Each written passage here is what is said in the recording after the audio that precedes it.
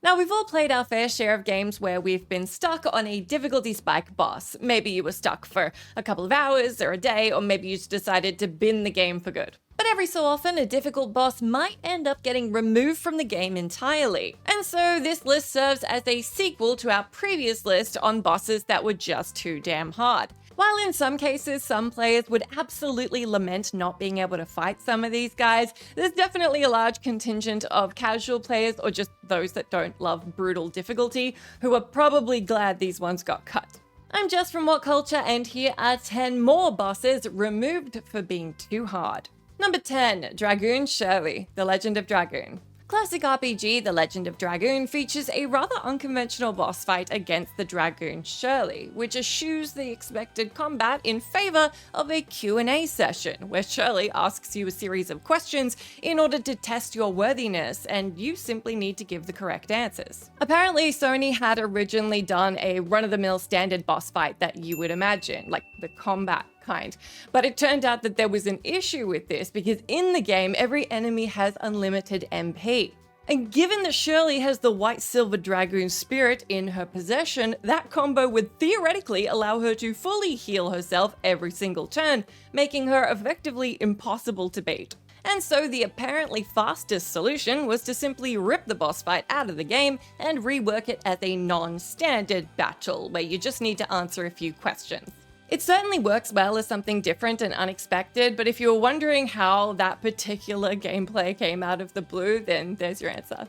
Number 9, Gojira, Fallout New Vegas. Now, here's an utterly bonkers one, the White Tail of Gojira, aka the Japanese moniker for Godzilla in Fallout New Vegas. Players, as they often do, eventually discovered the file for this big lizard in the game's files, and so, as they do, managed to import it into the game for kicks. Doing so reveals that not only is Gojira one hell of a large beast, because of course he is, but he's also mind-bogglingly powerful, with his flame breath capable of dealing a staggering 3200 damage per second. This, combined with the monster's stonking 8000 HP, means he'll easily kill anything he spawned directly in front of, including not only the game's toughest enemies, but of course, you.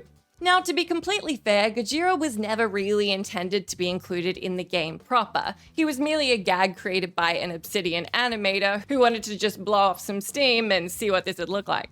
All the same, the massive attack power, HP, and just every single trait and ability Gojira comes with in this game means there's really no place for him even in the post-apocalypse. He's just too darn OP, whether he's on your side or against you. Number 8, numerous large bosses, God of War. Though we can't speak about specific bosses, we do know that a number of boss fights were removed from God of War 2018, due to them being too much of a headache for the players and the developers alike to get to grips with. In a 2018 interview with NoClip, game director Cory Barlog revealed that initially Kratos was going to face off against a bunch of enormous towering foes, but they ended up getting cut.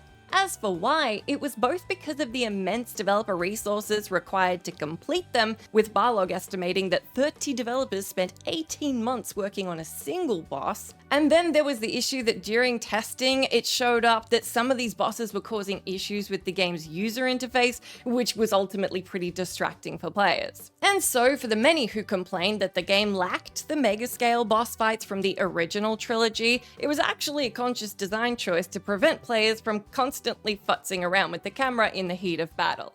Number 7, The Mecha, Alice Madness Returns. Relatively early on in Alice Madness Returns, you get ready to face off against the Mecha, which is, well, it's a giant metal thing piloted by Dormouse and the March Hare. However, before the fight can kick off in earnest, the mecha is suddenly taken out by the Mad Hatter, who drops a giant iron kettle on the contraption, destroying it and killing its occupants immediately. It's a jarringly abrupt conclusion to a battle that hadn't even really started yet, and while you might consider this as a mere cheeky attempt at subverting the usual end-level boss formula, that's actually not the full story.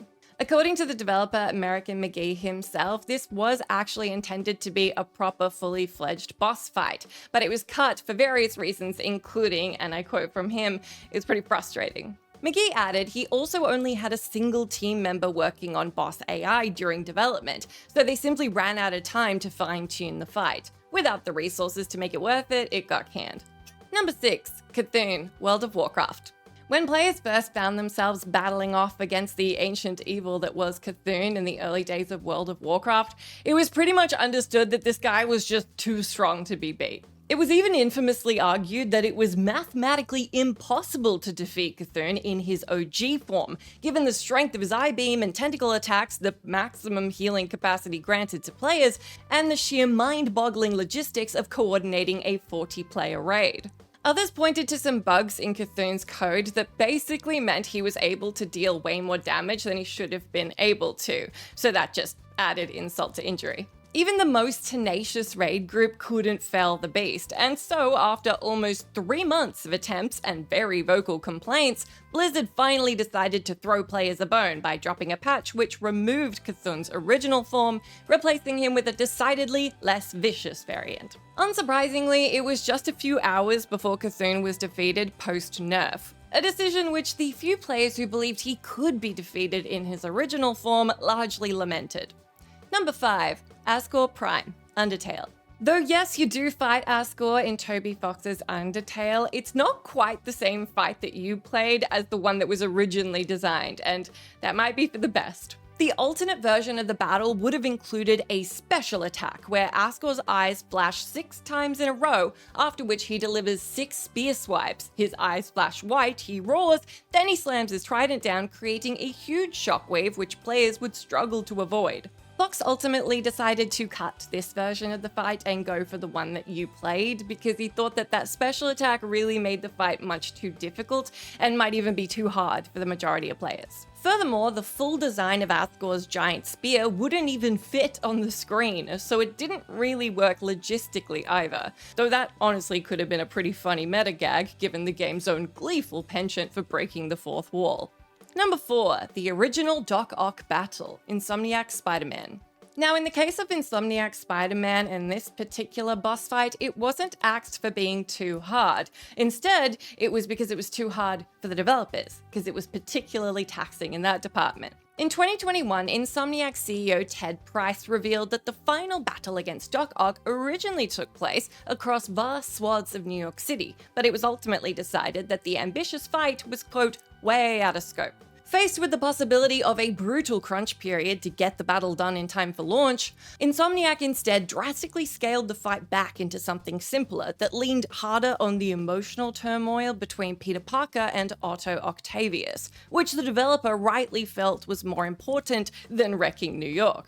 Price added that they sought to strike a balance between excellence and well-being when making the game, and given the game didn't seem like it suffered at all from toning down this boss battle, it was probably a win-win for everybody. Number 3, Adventurin, Honkai Star Rail. The hugely popular free-to-play gacha RPG Honkai Star Rail rubbed many fans the wrong way when, about a year after launch, they decided to jettison one of the game's trickier boss fights. In the game's divergent universe, players can battle Adventurin, though there was eventually an update that turned up the difficulty of that boss battle considerably, to the frustration of many players. Yet rather than simply nerf the boss in the next patch, developer MiHoYo bafflingly sprung for the nuclear option, dropping a new patch in June of 2024, which removed the boss from the divergent universe entirely. This naturally struck a sour chord with many who felt they'd been robbed of the opportunity to fight the boss again due to the perceived skill issue of other players. For the many who really struggled with him though and just couldn't beat him or didn't want to try anymore, we can call this one a win.